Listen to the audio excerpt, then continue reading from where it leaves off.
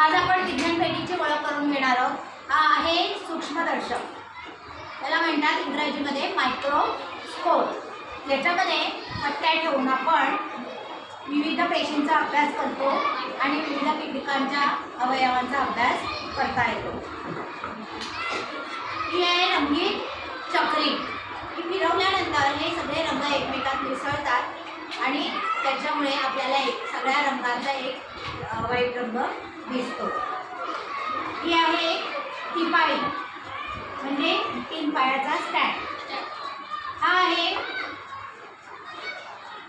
याला म्हणतात दिवा, स्पिरिटचा दिवा। सिलेंडर म्हणून प्रयोग करताना याचा वापर उष्णतेसाठी केला जातो। अशी जाळी ठेवून याच्यावर विविध प्रयोग करताना अशी मांडणी केली जाते आणि त्याला उष्णता दिली जाते। ही आहे पकड, प्रयोगशाळेत हाताळण्यासाठी जशी आपल्या किचनमध्ये असते तशी ही आहे पकडणी। काय आहे पकडणी? आता तुमच्याकडे काही साहित्य दिलेले आहे ज्याची नावं तुम्हाला माहिती आहे, ती नावं तुम्ही येऊन सांगायचे। हे आहेत ॲल्युमिनियमचे आरसे, अंतर्वक्र आरसा, बहिर्वक्र आरसा आणि सपाट आरसा।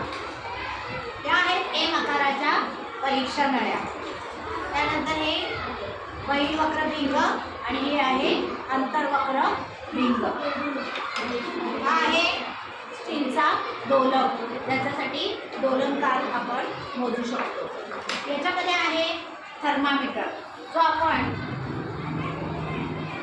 तापासाठी वापरतो। ताप आल्यानंतर किती ताप आले मोजतो की नाही, उष्णता मोजण्यासाठी या थर्मामीटरचा वापर केला जातो। डॉक्टरकडे असतो, घरी असतो।